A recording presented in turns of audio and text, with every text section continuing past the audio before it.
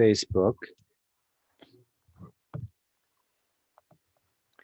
So you guys are going to be broadcasted to a few thousand people. Not that everybody will be watching, but it's something we will recycle.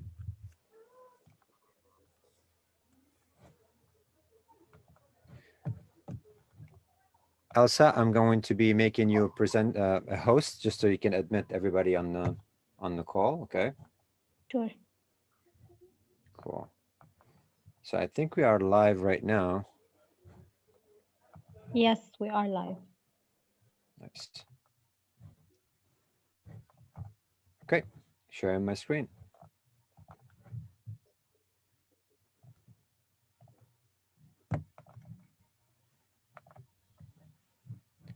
Let me know if you see me.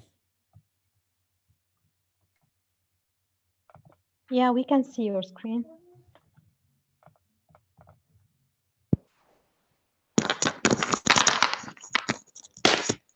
Right, let's get started.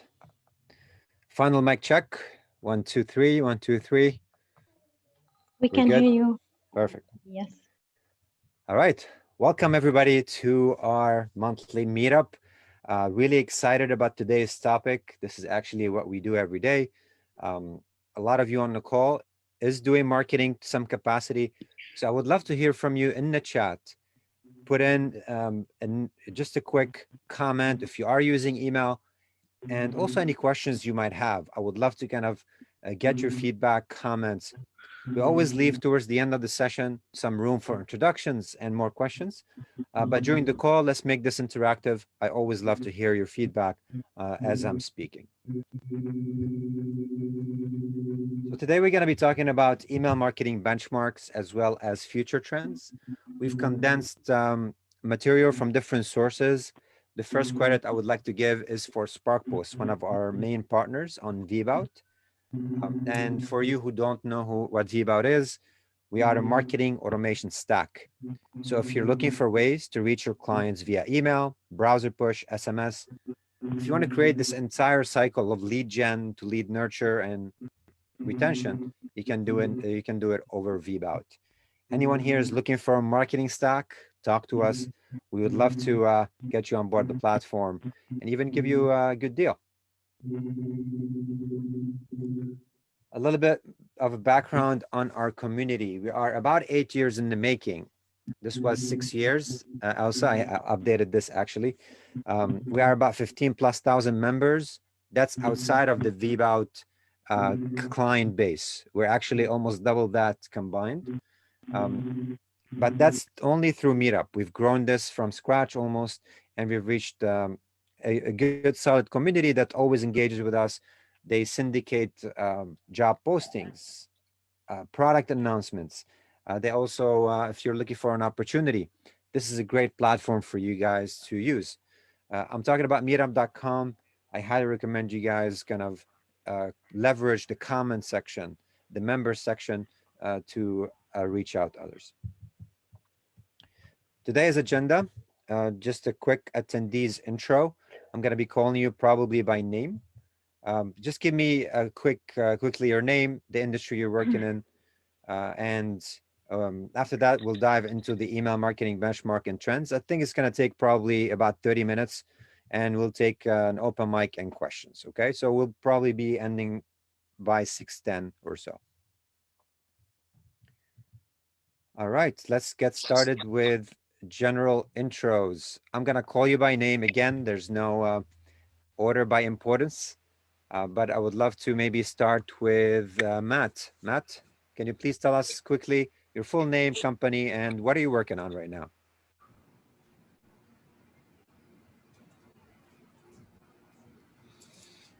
My name's Matt Richter. Company, I represent myself. And what am I working on right now? Not a lot of anything. Okay. Well, thanks for joining us, Matt. Appreciate it. We have Sarah A. Sarah?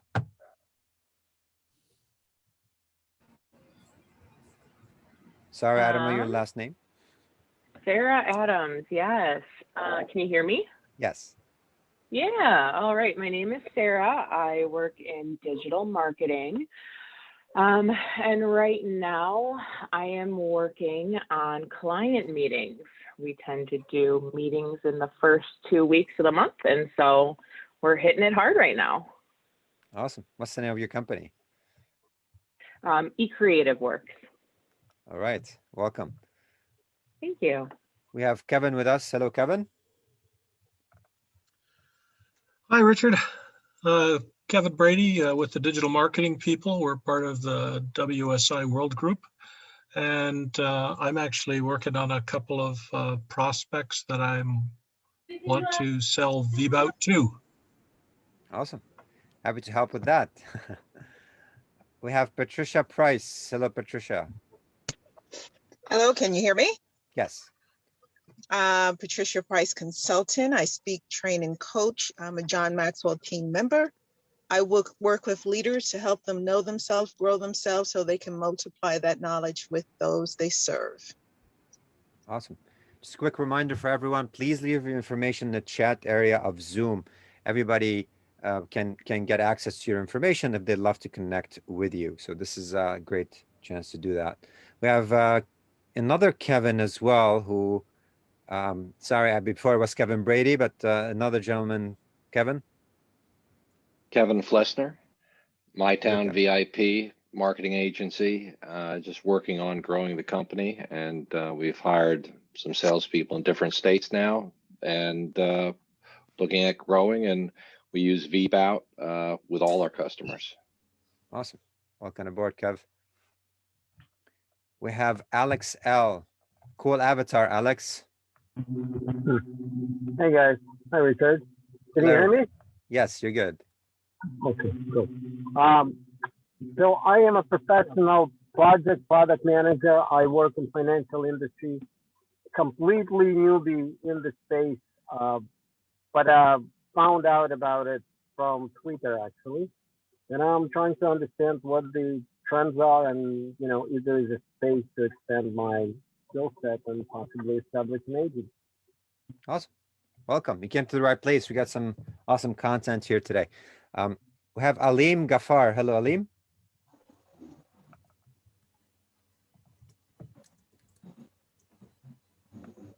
Alim Ghaffar, 1, 2. Okay, Alim, he's working in data science, looking for a role at an established firm, background in marketing, operations, and engineering.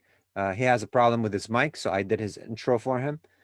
Thumbs up to me if I did okay, Alim, on your pitch. But if anybody's looking to hire data science person in their marketing team, you should reach out to Alim. He put his information on the chat, okay?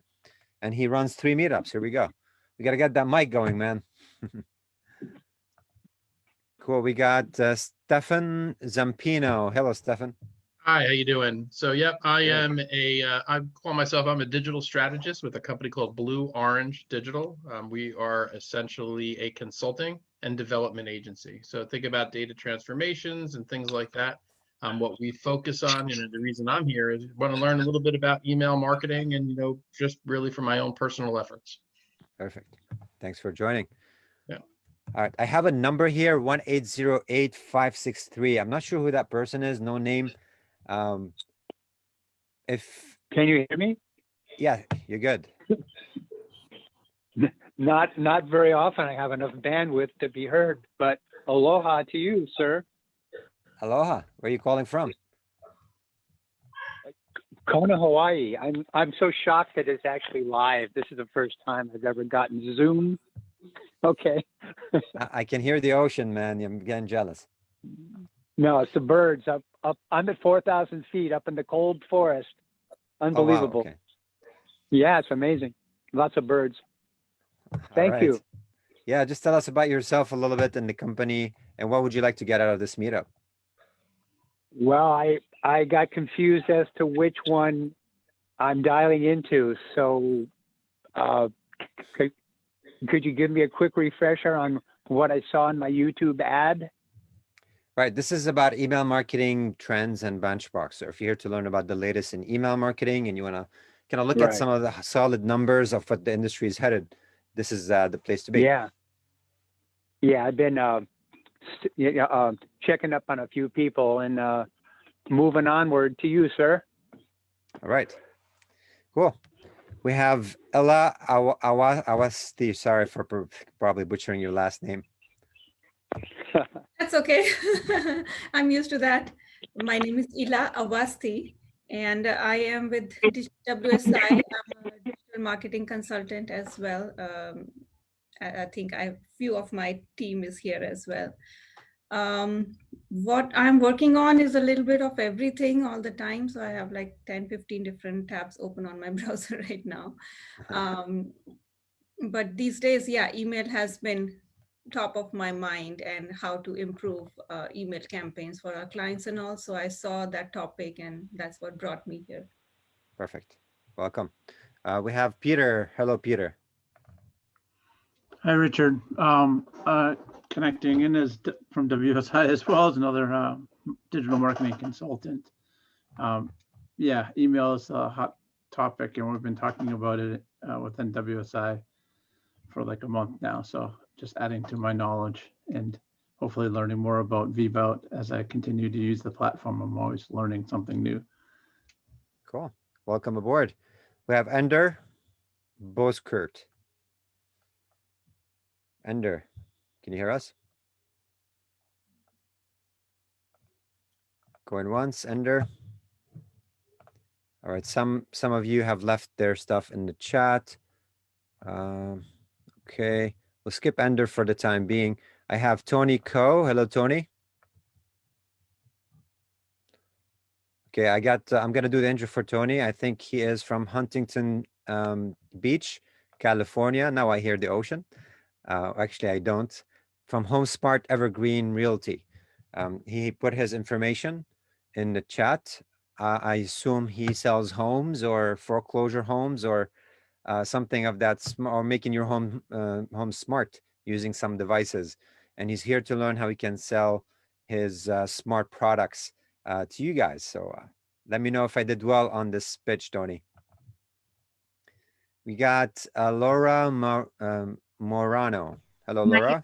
Majorano. Majorano, all right. Close enough. Hi, I'm Laura. I own a boutique marketing agency dedicated to helping startups get their marketing off the ground. Our clients love email marketing and I love email marketing. I've been doing email marketing and marketing automation for over 10 years now. So I'm super excited to hear about the trends that you're going to talk about today. Perfect. Thank you. We got Danielle DePaz. Danielle. Hi, I am a French WSI group living in Martinique in the Caribbean. I've been in the group of WSI for many years now, and I do some emails using Constant Contact, and I know the name of VBout, but really don't know what you offer. Got it. Welcome. We'll make sure you know, if not by the end of today, on a follow-up session. Okay. Thank you. We got Testa Rosa. Hello, Testa. I don't know if that's your name.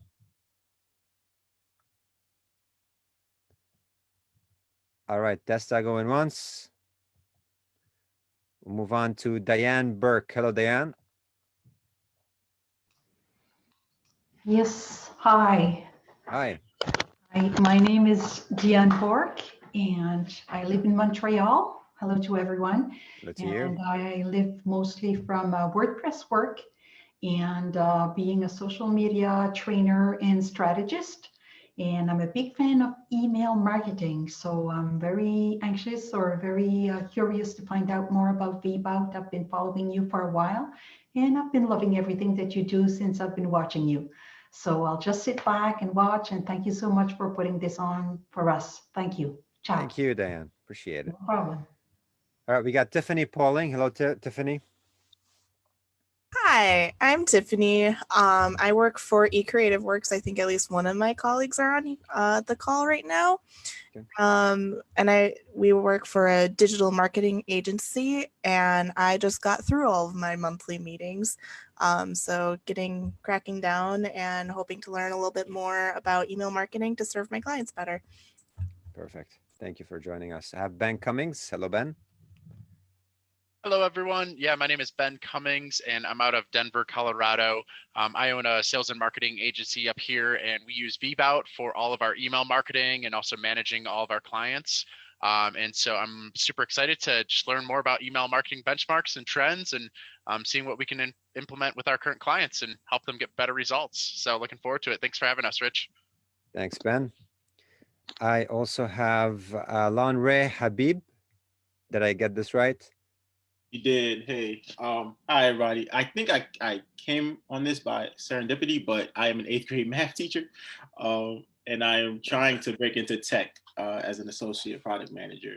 So if anybody has any availability, let me know. So thank you. All right. Well, we got some cool charts for you here lined up, so that could be of interest, aligning with what you do. Cool. Welcome. We have Tali, who is also an email expert. Hello, Tali. Thanks for joining.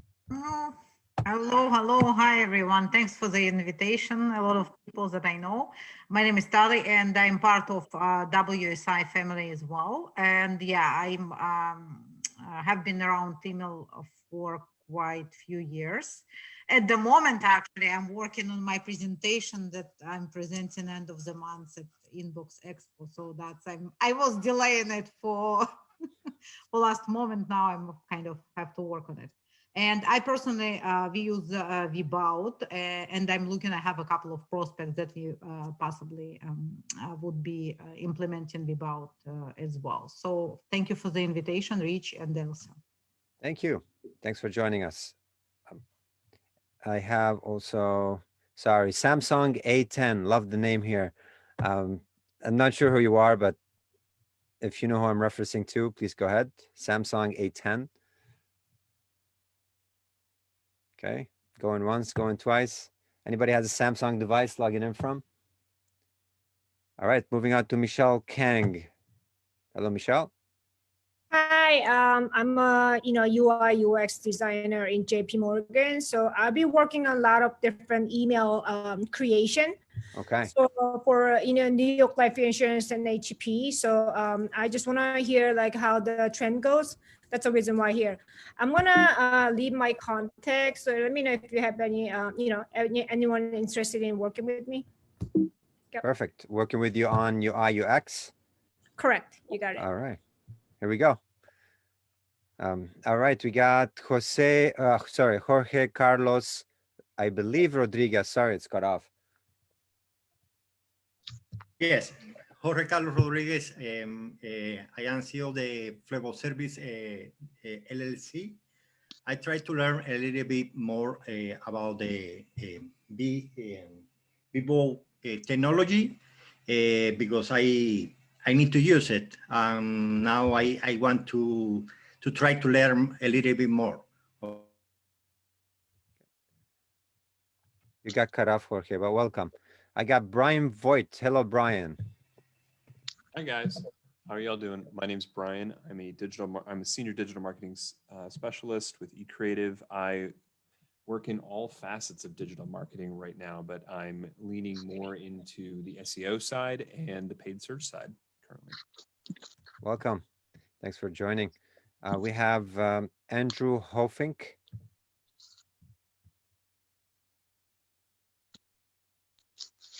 Andrew, going once. I think your mic is on, Andrew. Yeah, hi. I have a commercial real estate and business loan brokering business, and I just signed up for VBout and looking to get some email marketing campaigns started. Cool. Well, welcome to the family, and thanks for joining. I got Derek with us. Derek, no last name, but he's connecting his audio right now. Let me see if I might have skipped a few. James, did I cover you?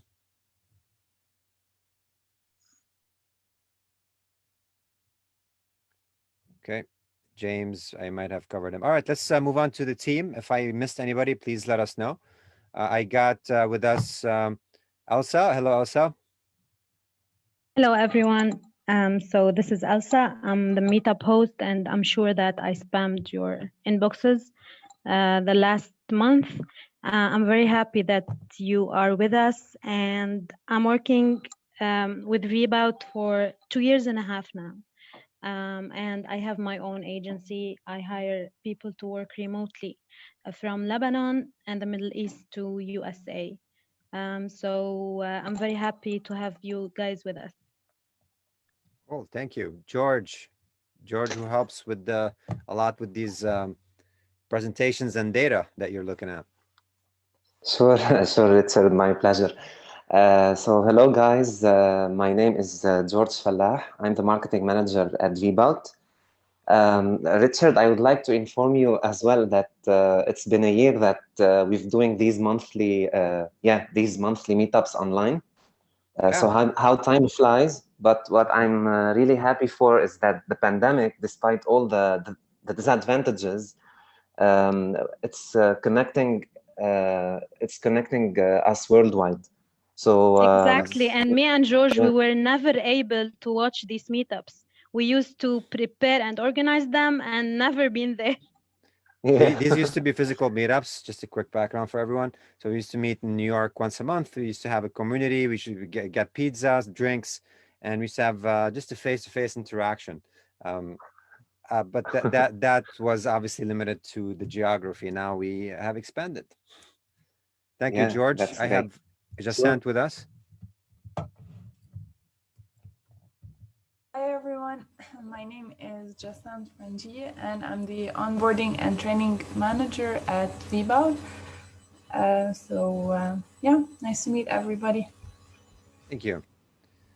All right, I think I got everybody here. I'll introduce quickly myself. My name is Richard. My company, obviously you guys have heard it a couple of times, VBout. We are building a marketing stack between the underkills and the overkills. So if you think of the underkills like the Constant Contacts of the world, the overkills like the HubSpots and the Marketos, we are right in the middle. So we don't compromise on quality, on features. We actually give you a lot of features, ease of use for an affordable price. And of course, we back it up with amazing support that you will not get with a low touch product like ours. So this is our agenda. This is what we've been building for the past 6-7 years. Happy to help you set up your marketing. So this is me in a nutshell. I'll put in my information in the chat. All right. If I missed anybody, please let me know. I really apologize again. It's the turnout is going to be probably around 75 in and out. People log in and log out. But I'm going to go ahead and start the topic for today. We are talking about email marketing. If you are using email today, please put it in the chat along with any questions you might have. But the way I'm gonna do this is I'm gonna break it down to 2 parts. One is 6 future trends. So I have 6 things I will cover. And then I'll move on to the benchmarks at the second part of the presentation. All right. The first thing I want to talk about is the introduction of BME. BME is a new record you can set up on your domain and allows you to display your logo as a brand next to your unbox. It's not for your contact list, it's for everybody on the web, and it's pulled directly from your DNS. It is helpful. It stacks up on top of your SPF, DKIM, DMARC policy, and now you have a 4th record here. And it just helps you stand out in the inboxes. You can see it right here. It works well on Yahoo and Gmail, and it also works on certain devices, not all. Verizon. It helps with identifying you as a brand. So anybody who's trying to spoof you, it's hard for them to do that because the authentication is happening right at the DNS level. And I think from the worldwide perspective, it hasn't been quite adopted yet. So if you want to start early, I've included a video here. George will share it with you, along with those slides, by the way. Sure. But you can watch how you can implement it. It literally takes about a couple of minutes, and you should be up and running with BMI. So this is the first trend. Not so much something you'll see, but working in the background. The world haven't enabled BME as much. This is in terms of background setup for email. And for those of you who do not know about the technical setup you need to start sending out emails, don't worry. But there are some things you need to be done on the domain side. These are SPF and DKIM. DKIM is going to become the new IP detection. So this is like a signature. And you have DMARC adoption at 27%, a big increase this year versus 2019. And you have the BIMI, which is very low. And this is, you're talking about corporate, big corporate. Highly encourage you, go ahead and do it. The second future trend is AMP for email. This is accelerated mobile pages by Google. The purpose of AMP is to make your emails interactive. So if you look on the left panel here, you can start embedding things like this within your email. So you can click and expand content. You can create sliders. You can even create a better e-commerce shopping experience right from within the email. You guys know this, but email has been stale for quite some time. And all it is, it moved from being plain text to basic HTML to fully designed HTML. And now it's gaining a little bit of momentum there. Now, this technology is still relatively new in terms of adoption. So even Gmail, if you want to be able to support this format, you have to go to your settings. From the settings, you have to click yes on dynamic content. And not to mention, the problem with it is when you're creating these templates, it takes quite a little bit of time to develop it and test it and having a fallback for those that do not support it. So that takes your go-to-market with your email from, you know, being half hour or an hour to perhaps a few days of work. Until the technology has caught up with this and it became literally fully integrated into your email client, this is a trend that people are trying to leverage this year. And hopefully we'll have some components ourselves in the near future. So that is the second trend, okay?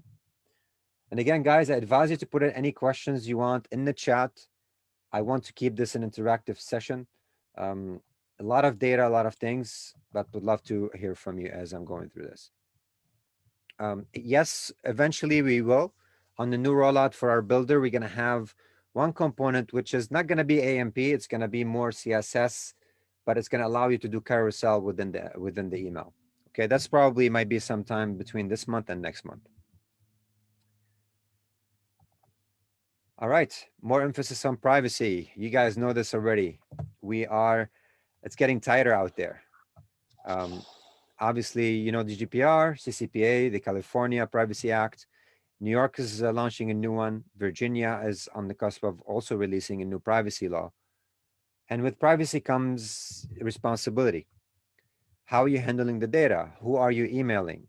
What are you doing with this data if people do not engage with you? If they request to be removed, what are you doing about it? So in VBOT, we've created an infrastructure to help you clean up your data and automatically based on bounces, requests for removal. So I really recommend you guys stay on top of these, and we try to push these updates for you, by the way, through VBOT. But overall, because of compliance, you're going to see more and more companies deploying email, making sure there's full transparency in terms of who they are, how they're communicating with the clients, having a proper preferences deployed, and also focusing on opt-in and consent. This particular chart shows how many people opened emails behind proxy. And I say this because a lot of people think that email is only based on geography. So if you have an email list and you have no idea where they're coming from, the email open geolocation detection is not going to tell you, because a lot of people are behind proxies, or they are actually behind the proxy of the email client itself. So you cannot really detect the geolocation of your users, let's say Mexico or North Africa, Morocco, whatever. I'm just throwing countries with very minimal compliance. And say, I'm going to just blast emails because I've detected my engagement to be coming from this geography. I think you need a little bit more implicit consent so you can get the user to allow you to send them emails. So we do strive on knowing your target audience, one, through consent, and two, not only relying on the email open geodetection, but also on your website visit geodetection. Okay. Number 4, dark mode. A lot of new features rolled out on my phone. I have it not too long ago. Don't laugh, maybe it's just an old update. But if you're wondering what dark mode is, it's literally turning an email like this and checking one of your inbox, phone settings, and turning the experience into what you see on the right side. You might say this is quite simple, but it can have implications on your inbox from the following aspect. One, design-wise. If you have used fonts that do not contrast properly with black, probably it could have a problem. If you are using JPEGs with white backgrounds, instead of seeing this clear, transparent logo here, you're probably going to see like a white area, which doesn't look quite well. It doesn't flow well. Okay. So you have to take minimal kind of consideration into your email format, knowing that some people have turned on that setting by default on their mobile phones as well as on their desktops. Now, the reason people love dark mode is because it provides less strain when you're reading to the eye. It's better accessibility. So for those who also have some issues reading, you'll be surprised they usually have accessibility options to turn backgrounds darker. It provides longer better lives on phones. And some people just think that contrast looks well, or looks better. So with that, you're going to see more people turning on dark modes. So when you're designing, try to design with that in mind. Right, AI and predictive modeling. And I think there's a big race here between the technology and our expectations of AI and where it really is today. So far, AI has done extremely well in very niche tasks. Like, for example, I want you to take a whole bunch of data and predict something out of it. There is a new breed of email marketing tools that say they do predictive analytics and they implement AI, but it's strictly on the data. I haven't seen quite the maturity to say, I have an AI engine that's going to suggest that type of content for that type of user, right? Maybe it suggests the best time to send, or perhaps it could suggest some sort of a sentiment inside your email, but it's still quite general because everybody has different email marketing needs. Their content is different, their market is different. But you're going to hear a little bit more kind of maturity on some aspects of what I just mentioned, like suggesting the best time to send. Maybe you've heard of it before, but that's getting a little bit better.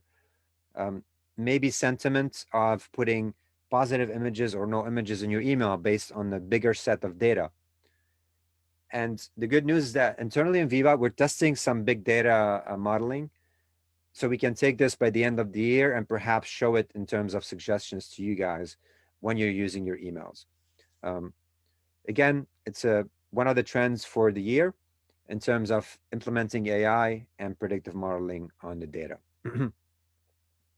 So Alim asked, so design from dark mode first. I would say just design as you usually do, but just optimize. Don't use just any font color, and your images make them clear background.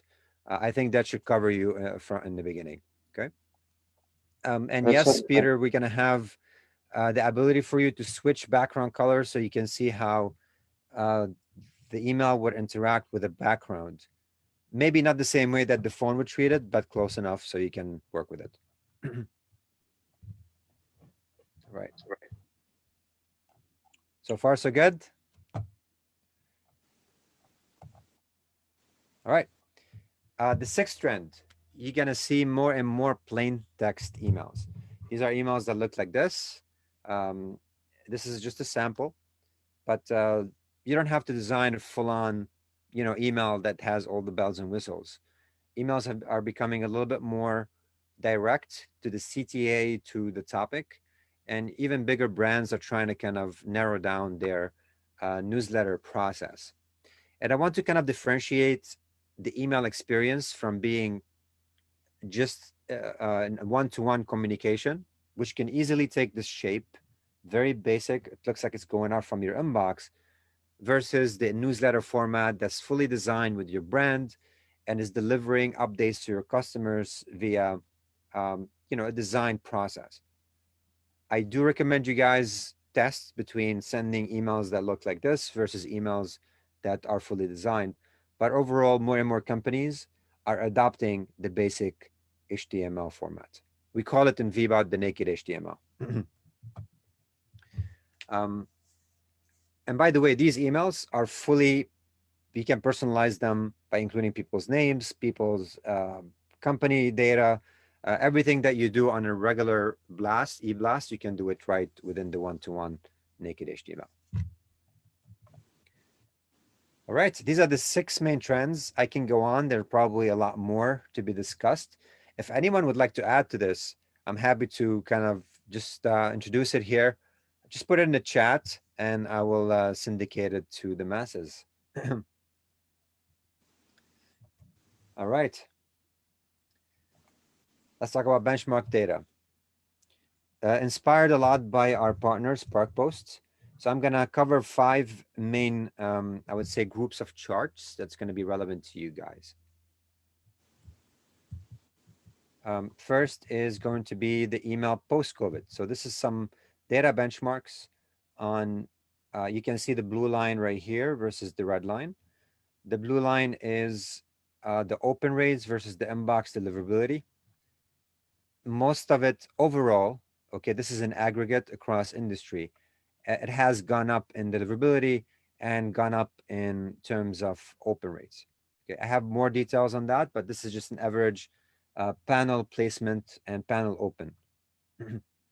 Diving down to industries that were impacted heavily. Obviously, supermarket and drugs, you can see their trends pre-crisis, that's the red line, and post-crisis. They were down 15% overall. Okay. What you see in the middle is the mean line, that's like the average, but overall they were down about 15%, understandably. Food service and beverage, it's up 4%, right? And we're not talking necessarily about hospitality here, but the consumption side of things. Travel has dramatically dropped by 42%, down 42%, which is crazy. As an industry, probably a big percentage of it will get wiped out because they cannot self-sustain. Media and publishing has gone up 12%, understandably so. So that I think we fall within that industry, and I've seen a lot of marketers ramp up their send, ramp up their activity, and I think this is just a reflection that email is not going anywhere. In fact, it's here to stay, and more companies are investing. So if you interview the marketer out there, they will tell you they would prefer to ditch their social media program for 12 months than to stop email marketing for 12 months. So if you give them the choice, people are holding on to their emails nowadays more than ever. And I think this comes from the background of when you own an email, a phone, you have that data. You can reach out to that data a lot cheaper than to actually having to pay Facebook or AdWords to deliver that, that ad for you. We will share this SparkPost source. There are more charts. I won't be able to cover all of them, but I just picked a few of them here to give you an idea of what's going on. All right, some average results by industry as well. This one's from Smart Insights. I have the digital agency average open rate, 16%, arts and entertainment, 28, automotive 26, communication 28, and I think one of the highest ones is non-for-profit, legal services.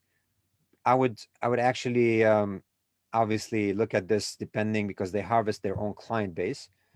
Restaurant and foods, that's we've seen it upwards of 40% as well. And yeah, these are some of the industry benchmarks in terms of open rates. Communications get the biggest click-through, but I would argue this could be combined with transactional emails like check your bill or something like that. Publishing 6.48, not bad at all. And also, I think after that, you have financial services and health and beauty. These are some good metrics here for you guys. I think the spam rate overall is averaging about the same, 0.01 to 2%. And you never want to be anywhere beyond that, right? Because if you do, you'll probably have a crappy list. All right. So I believe this was 2020, George, or 2019. I don't have the notes. Sorry, I have a different panel open here. Don't worry. Is it No, it's 2020 or 2019? 2020? 2020. Yeah. Okay. Thank you, George. Sure. All right. Engagement in the last year, Q4 through Q3 in 2020, just because the data takes time to aggregate. In terms of deliverability, it's quite high. That means the email is reaching the inbox. It's really important, guys. We take this for granted, but sometimes there are problems reaching an inbox. And the rate has been going up between October, which is end of 2019, through August. Unique open rates also going up. Really good numbers here. You can see the average overall is gravitating between 20, goes down to 19, 18, then goes up. That doesn't mean if you're getting 14 or 16% open rate, that's a bad necessarily, but probably with a little bit of house cleaning, segmentation of your lists, you can probably bring up that that percentage. And also the click-throughs, you can see how it's gravitating between 2 and 4% unique clicks through the email. Okay. I couldn't get enough data. This is based on unique open rates or based on the volumes. For example, if you send 5,000 emails, how many of those are clicking? Some companies that calculated based on the open rates, and VBOT we calculated based on who was sent to. But overall, this is the average click-through rates across the board. All right. I'm just checking if I have any questions here. Because people are more likely to open emails because of COVID isolation. Could be isolation. It could be that it's a good way to deliver messages. And I think people are just looking for faster way to consume content, whether it is scrolling through your feed or going through your inbox and checking emails. Email's not going anywhere, man. It's a great channel, but I would say isolation could be one of it. Let's talk about recycled and pristine traps and some complaint data. Do you guys know what pristine traps are? Or actually, let's start with recycled. Do you know what recycled traps? Anyone? I can explain. So recycled traps, these are emails that people haven't used. And the Gmail and the Hotmails of the world, they turn them into traps. So if you are sending those very old inactive emails, it's called pristine traps. They immediately can figure out that you're a spammer. You're collecting that email from the web. You don't have a clean email marketing program. So you got to be very careful about using old data or purchasing data, right? So recycled traps usually are these old emails that haven't been used for years and you're still sending them. And it's gotten a lot less this year with the nature of more sending to a very to a targeted group. I think people are getting better at email overall, right?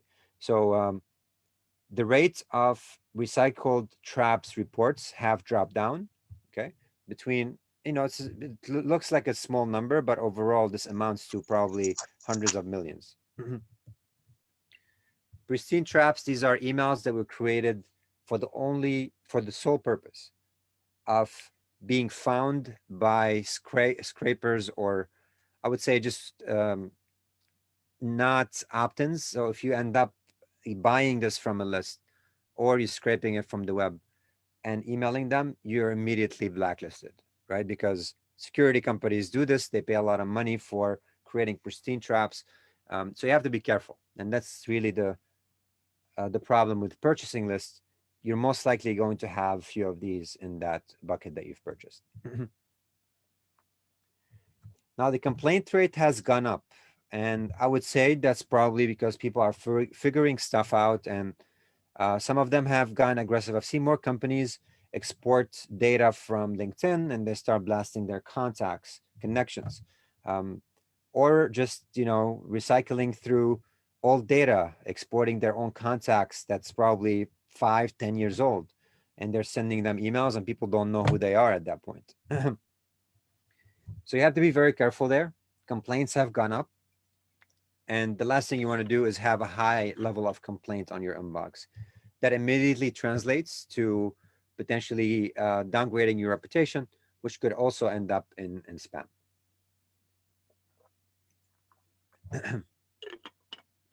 So these are some data around recycled and pristine traps. If any questions, please let me know. All right, let's talk a little bit about some kind of behavior throughout the day when emails are being opened worldwide. And I'm gonna pull up my Picasso pen here. Okay, everything that's really dark, these are peak hours right here.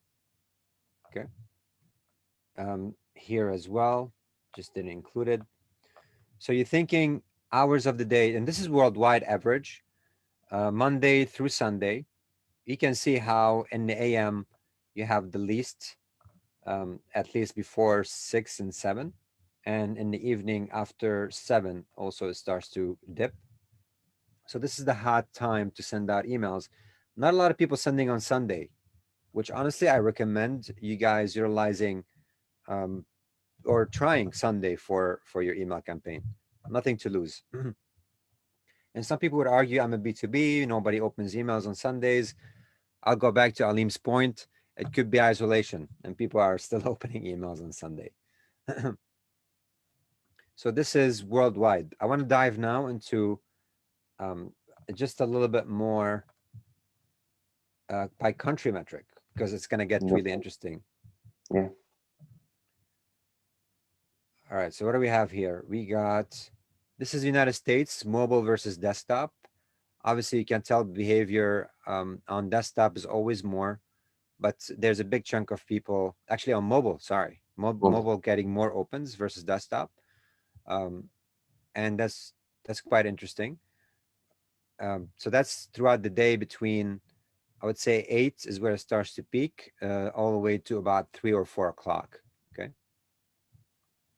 Just get my pen here, sorry. So this is the area here. Sorry guys, I lost my pen. This is where it starts to peak. This area. Now, if I move on to Europe, you can see their hour shift. So how people are engaging with email is not the same. Okay. Interestingly, it's around here. Yeah. Right. 7 so, and yeah, so that's between 7 and what is it, 9 o'clock?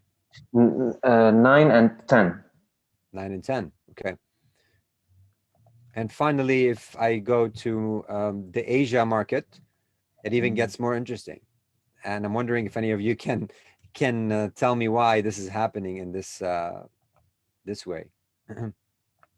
Right here. It's like when here, for example, in Lebanon, attending the meetup at so it's now 12 or 1, almost 1 at midnight. Right. So this is due to the time difference between the US and Lebanon, or the US and Europe, because Lebanon and Europe have almost the same timing, maybe 1 hour. Europe is 1 hour ahead, no, 1 hour behind.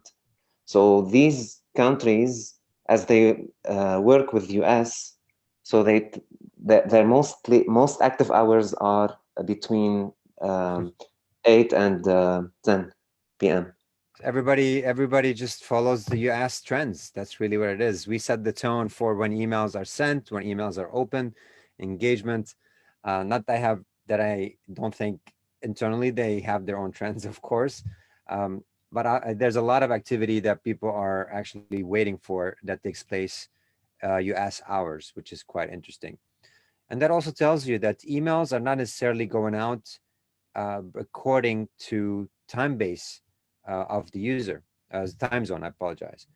That means that the AI and the predictive stuff hasn't quite happened at a grand scale. It's probably happening, but not as much. So when they say you're going to send emails based on the time zone of the user, it's still a little bit early, most likely people are still following the time zones of the US and engaging with content based on our time zones. So these are, I thought they were interesting. So we set the tone, guys. And Canada as well, by the way, included. You guys set the tone with us. I don't want to be hated today. All right, let's talk about usage and providers. A couple of more charts. We have percentage of users on mobile have increased, and on Saturday and Sunday, it also obviously increased. People are less behind their desktops and more on their phones. You have the average panelists, and sorry for this getting cut off here. The top 3 contenders here in terms of volume, there are a lot more, but this is just in terms of the top 3. You have Gmail, you have Hotmail and Outlook, and you have Verizon Media Group, which includes AOL and many others, I would say subdomains, but they just put them all together in this in this chunk. Gmail is still not the leading one, it seems. Verizon, interestingly, is has a big chunk along with Hotmail. All right, percentage share in terms of, I would say the read. Gmail has the biggest percentage in the market, followed by iPhone, PC, and this trend has continued. Okay. And this is inbox placement head-to-head between the 3. So between Gmail gets the best deliverability versus Outlook. Outlook has the lowest, amongst all of them, has the lowest deliverability. That means emails reaching the inbox. And primarily because probably Outlook has a lot of default settings, or if you're using Exchange, they probably have a lot of security that doesn't make sense, in my opinion. That's very strict. So with that in mind, usually there are a lot of bounces that could take place on Outlook, more so than Gmail or Verizon. So in terms of placement, it's Gmail, then Verizon, then Hotmail. So it's good to look at your list and see how it's divided. And if you have a lot of Gmails, maybe you're going to get better engagement than if you have a lot of Hotmails in there. And if you have Exchange, sometimes it's really hard to tell because it's a branded domain and you don't know exactly where they're sitting behind. How this translates in terms of open rates. Gmail has about 40 to 50% versus Hotmail and Verizon. So Gmail seems to get the best engagement for marketers. So if I'm comparing, you're talking Gmail first, then Verizon, and then Hotmail. Again, Hotmail is lacking behind on this. And finally, in terms of click-throughs, we have the average here in Gmail. It seems like, and I'm sorry, I think I messed up on this chart here. I don't know if Georgie can get me this one real quick, but I have Verizon here and then Gmail. So yes, similar on the click-through rates, the unique click-through rates for the 3 of them is almost the same. Similar, yeah, considering the open rates, because Gmail, it's obviously for the unique open rates that Gmail is higher compared to the others, but for the unique, yeah, they are almost similar. Okay, cool. So these are just a few things that are stacking up in terms of metrics. Now, I will be sharing with you this presentation. I will correct this one. Apologies on screwing it up. And also where you can find the full study by SparkPost. Again, SparkPost is just one of the senders, but they handle billions of emails per year. They are one of our partners. We know their data is very solid and rich, and they've done great jobs in terms of the infrastructure. There's also obviously SendGrid, there's Amazon. They all might bring in very similar data.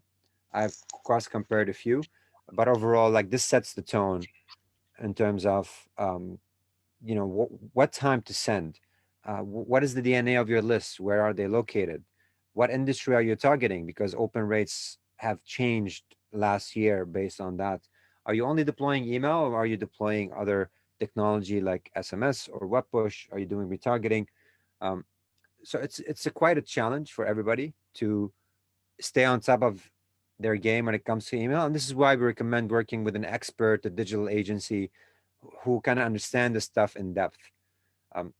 In my opinion, email has shifted from just a one-way conversation to an open conversation, a community, building relationships with people. And I highly advise anybody here who's doing email just to kind of invite people to speak to you or reply back or to have a conversation. These are some of the things that I feel email should be headed towards, is a two-way conversation. And even doing chat directly from within the email itself is going to be something to look forward to in the next few years to come. So these are some of the findings between the trends and also the metrics. I'm happy to open the floor now to everyone. If you have any questions, if you want to add to these findings, I'm happy to spend the next 15 minutes to discuss with you guys. You just have to unmute yourself. Yeah, Rich is Tali here. So if I can add just to your great presentation and the numbers, by the way. Thank you. I just want to add that, and I noticed this personally, you know, marketers often invest energy and budgets in bringing leads to their website, you know, just to basically get their email addresses. And then what happens? So apparently almost 50% of businesses still don't send a welcome email. It's like this number is, you know, it's not so difficult to basically welcome people, right? You spend so much energy and time to bring them, and then you basically leave them hanging there, right? So I would consider an email, I feel like it should be personalized even more than anything else, right? So don't blast just everyone, everything, even they engaged on unengaged. It's really, really important because it's really easy to get people pissed. People have no attention at all. They will complain, spam complain, and you lose them, right? So it's really, really important to personalize and to listen to your audience. Yeah, just my 5 cents. Yeah, great points. Welcome sequence, highly recommended. So easy to implement, so easy. You don't have to design anything, just speak from the heart, introduce yourself, set the tone, you know, for people are getting kind of working with you. It's very simple to do, so tell the thumbs up for that. Yeah. All right, the floor is open. Anybody have questions? If you're starting email, we'll give you advice. We have experts here. I've got a question. Sure. What about, are there any guidance with respect of numbers of links in emails and things like that? We've been getting caught a couple times with bots that are, you know, opening, you know, false positives and that kind of stuff, and, you know, just getting locked out. I mean, I have one email sequence, not with VBOT. However, you know, going out right now, that's kind of, you know, in a loop with a bot, you know, with, you know, I'm up to maybe like 50 clicks, right? And we know that's not a person. Any guidance there? Sure. If it's a special case or a special bot, please obviously report it to the team. I want to see if this is something that we're tracking as a negative click. But here are some patterns that we've seen with some companies. They take an email link, they copy paste it inside a Slack group or a Skype group, and all of a sudden they have, you know, a bunch of team members click on the same link, which triggers that probably tracking on the counter. Usually bots, they have a special behavior of you sent an email at 6:05, the open is at 6:05 and the click is at 6:05. So there's this immediate behavior of the email delivery to open to click. So if the click was slightly at a different time, but you have a high rate, usually 50 there's something wrong there, or it's part of a group that people are clicking multiple times. The behavior of the bot that I've seen is usually about 5 or 6 clicks. Shouldn't be as high as 50, but I could be wrong, Stefan. I've lived enough to say I don't know everything. Sure. What about the numbers of links within an email to avoid getting, you know, kind of spam detected? Right. Sure.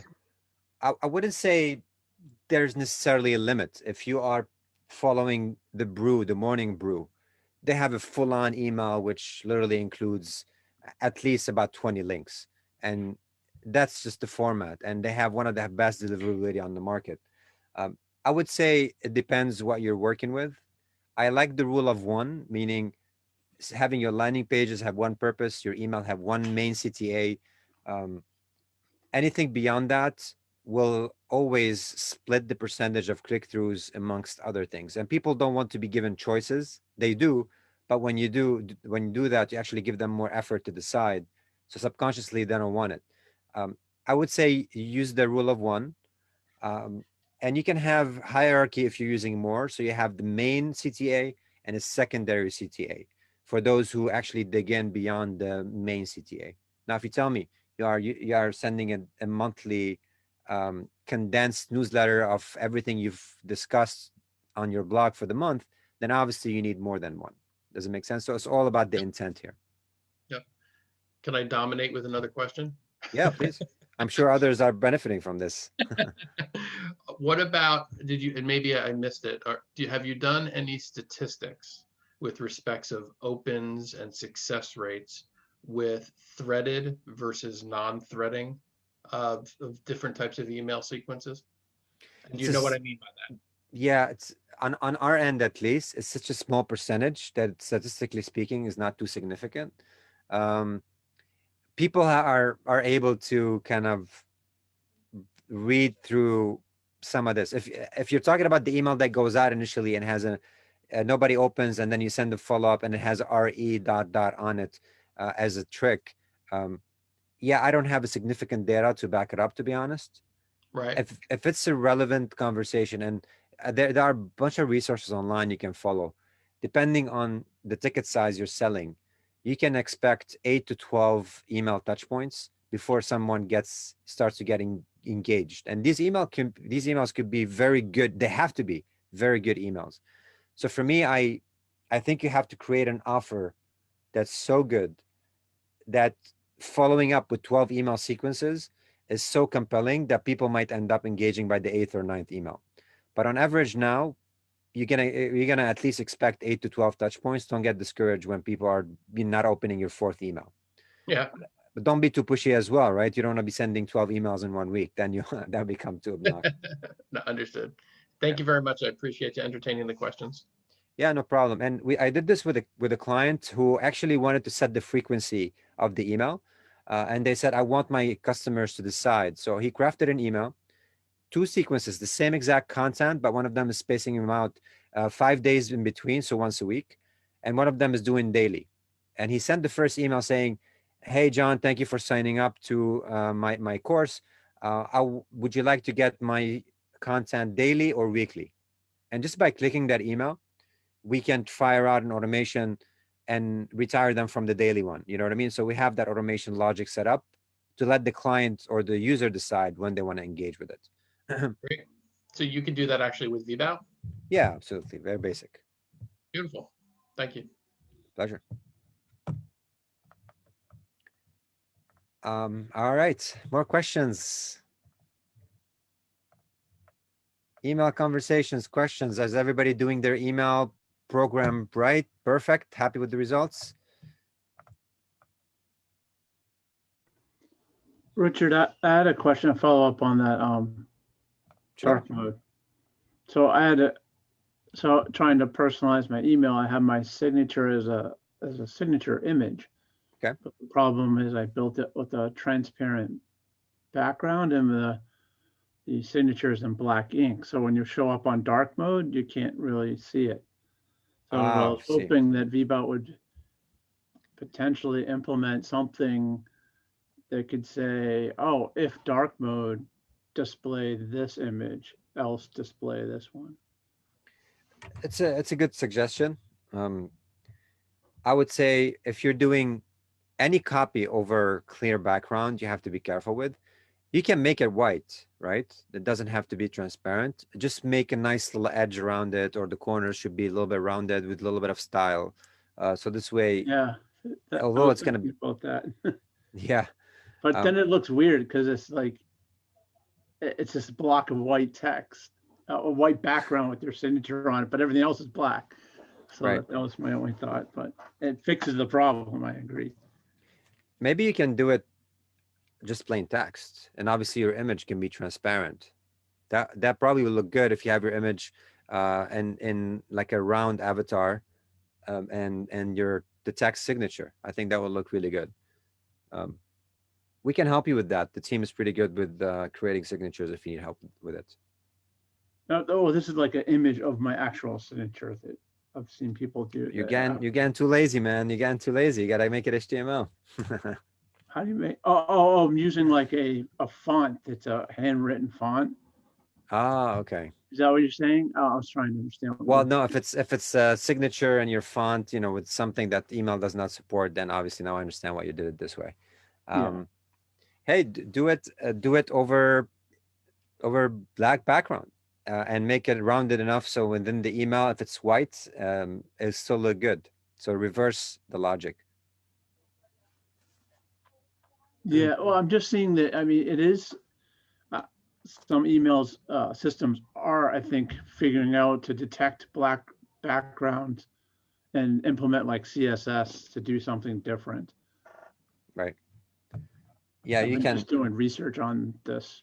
There's so much, exactly, and we do have this inbox testing sort of. I don't think inbox testing is supporting black mode yet, but yeah, man, you can go down the rabbit hole of having to design email for an entire month, and that's how big companies I think work. Which I believe one person with us is with New York Life, so I bet that the process of designing and getting approvals and all that takes quite some time.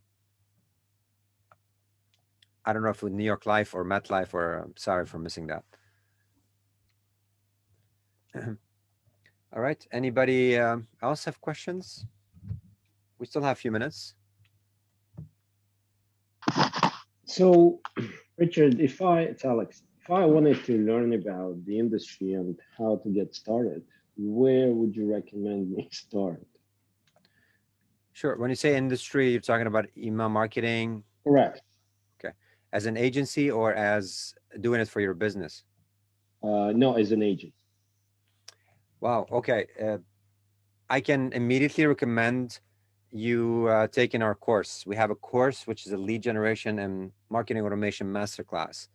And we also have a VBOUT certification program we're launching. So I really recommend you take both. It might take you probably a couple of weeks to complete them, because I think one of them is 18 hours, one of them is 8, so you can stretch it out. By the end of them, you should have strategies for doing lead gen, and also strategies for how to use VBOUT out of the box. Now, people don't care about tools. They just want a strategy for reaching their clients. They want leads. They want to close business. So I would just organize my mindset towards what can I do for a client to get there? And I do recommend building funnels. I do see clients who focus on funnel building. And I want to say funnel just to make it seem like it's a funnel that's out there making you money, but designing a lead generation infrastructure for your client. That could be literally an expertise.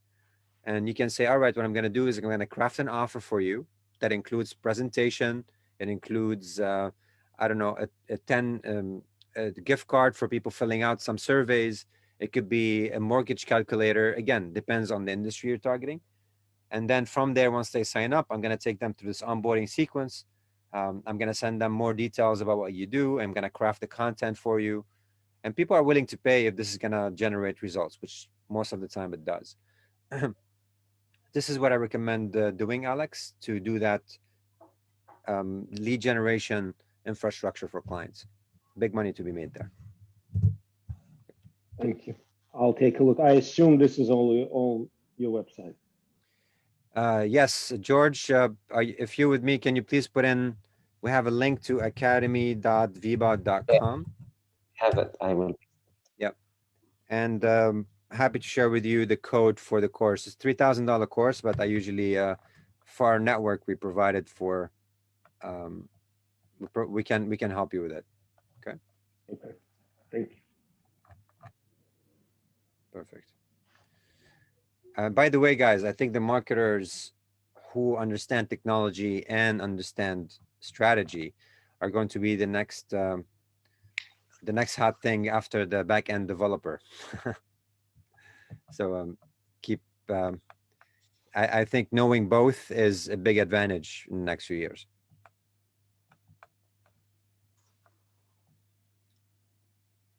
All right, you got Andrew. If you're marketing to C-level and executive, is email still going to be effective? That's a really hot conversation, and I'll tell you why. People are trying different ways to determine their right persona, and some people are saying that the persona doesn't matter, and you're just gonna collect a whole bunch of C-level executives, following the Aaron Ross from Salesforce, his book about the unpredictable revenue, where he gathers, C-level names, 100,000 people, and he reverse engineered to get that list, and he started blasting emails. It could work, but it's still spam, right? You're reaching out to executives. You have to be careful, depending on your geography, if it's supported or not. If it's Canada, you have Castle, and if it's Europe, it's a different compliance. So I would say you can create that target list, whether you're starting from LinkedIn or whether you're starting from your own, I don't know, Zoom info. What you do with that list can be creative. Some people are uploading it for retargeting purposes and serving ads, and from the ads, they're driving people to a form so they could get explicit consent to email them. So that could be the path. You're gonna have to spend a little bit of money on it. Others are now sending emails offering people actual money or gift cards to have a conversation, but they add a qualification process to it. So, for example, you can find 100 C-level executives who might not necessarily care about $50, but they could listen to you if you say, we're offering $200 gift cards just for your time to understand how you're working with the existing system, if you're selling a system, or if you guys need help with whatever, right? And some would argue offering that is bribing people. They might not be interested, but I think it get people to listen, because we're spending $500 to get people to a demo on Facebook. So if I can take part of the money and offer it to someone in terms of gift card, they will listen in the conversation, through the email.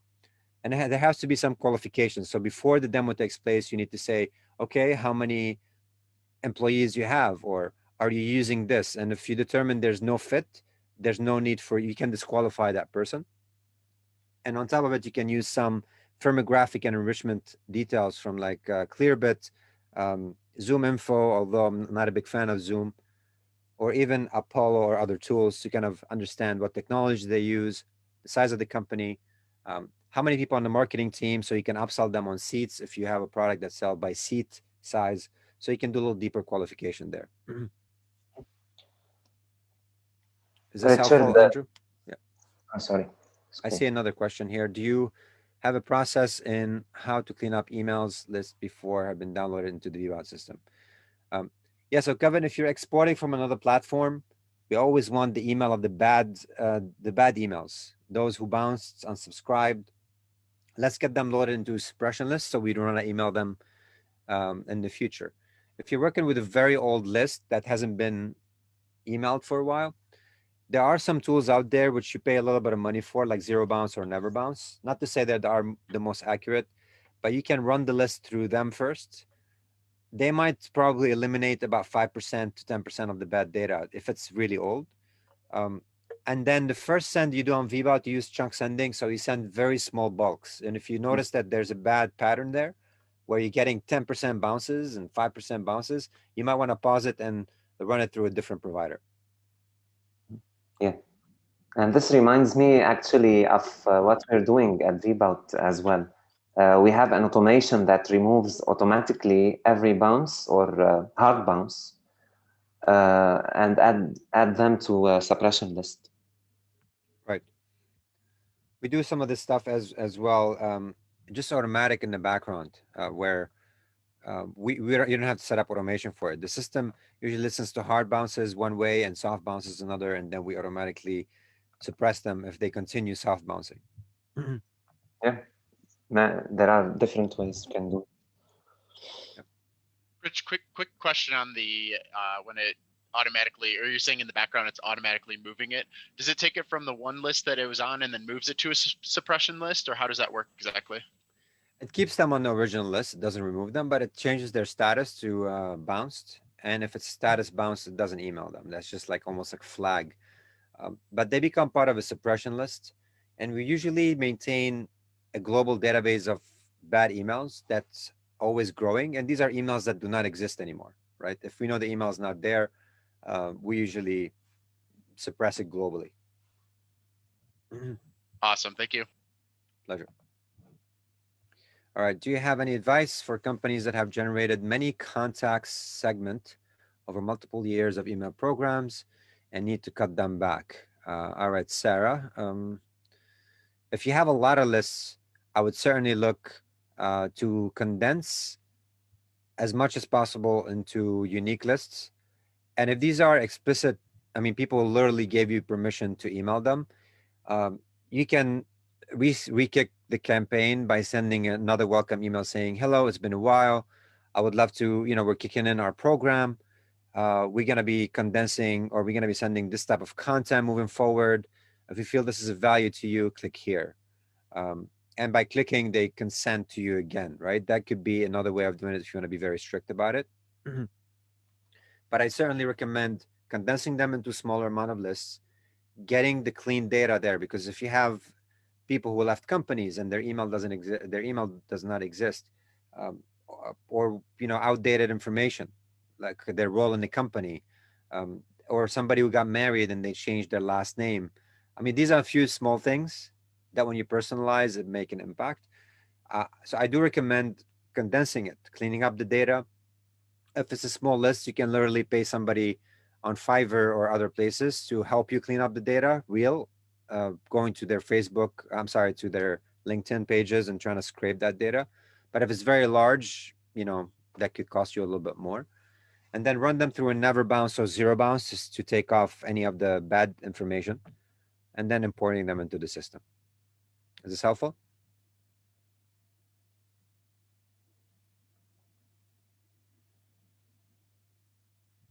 All right, is VBout looking into sending a to list, a send to list, and not to send to list? Yeah, let me elaborate on the question. So I was just using HubSpot. When you send out an email campaign, it's like, who do you want, what is the list you want to send to? And then they also had, you could add a do not send list and check off to only send it to engaged users. Okay. And I believe if I want to do this in VBout, it's really like manipulating like a custom audience. I think it can be done, but what I liked about in HubSpot, I was able to not have to create all these, specialized conditions for the audience. It's like, I want to see how well my engagement rate is gonna be. And surprisingly, yeah, my engagement rate was higher, and I think because it was eliminating all of this, non-engaged users. I didn't do the do not send list, but got it. You can create an audience of those who opened emails in the past and those who didn't. And when you send in, it's one condition in an audience. It doesn't require too much. So I guess it's just a matter of filtering the data on their end. It's slightly different than ours, and they might have a couple of additional filters anyways. I would love, I'm happy to be stacking up against HubSpot. Obviously, this is their giant, hats down to them.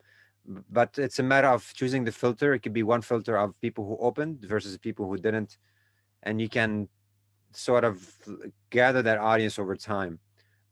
So you can send an email to those who opened more often, and you can have reactivation campaigns for those who did not open, maybe once a quarter, before you immediately suppress them.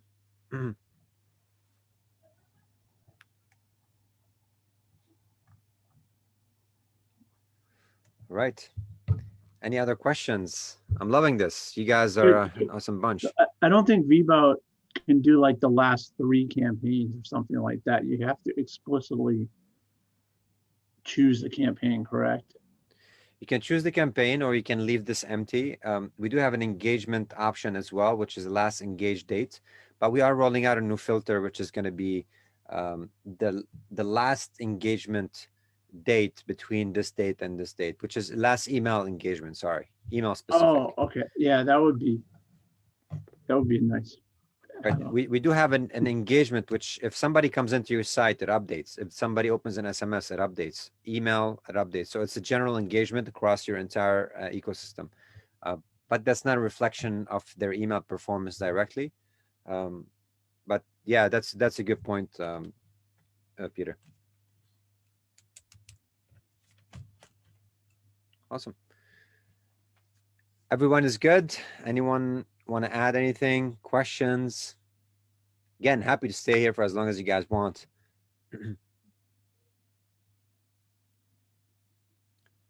Seems like everybody's good. Yeah, I thought it was pretty good. You know, actually, this is my first kind of nice interactive meetup. You know, a lot of my past meetups have been kind of one way. So I appreciate it, and it's great to engage and actually talk with people.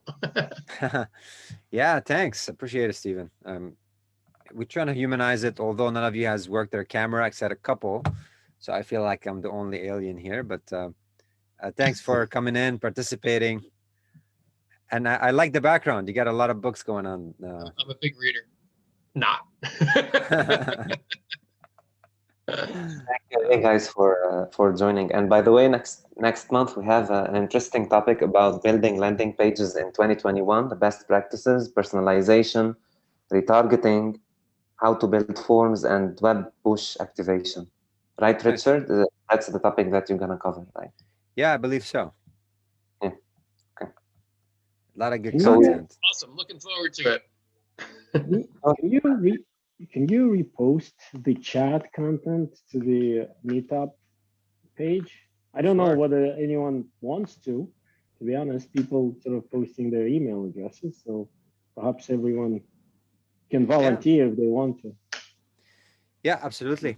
George, I'll give you the transcript and you can share it inside the email. We can hyperlink it in the email so the details are not displayed there. We will hyperlink it to a text or a Word doc of the entire chat conversation. Sounds good? Awesome. Thank you. All right. All right, guys. Have a great evening. Thank you so much. Thank you, everyone. We'll see you next month, usually second Wednesday of the month. Look forward to your topic. And if you know anybody who wants to pitch their startup, we sometimes have spotlights for people pitching for a couple of minutes. So if you have a startup, if you have a new idea, something we can give feedback to without, no sales pitches or anything like that, please bring them forward. I'd love to have them pitch their company. And other than that, thank you, everyone. I really appreciate your time today. Cheers. Thank you very much, guys. Bye. Guys, thank you for joining. Bye. Thank you. Bye.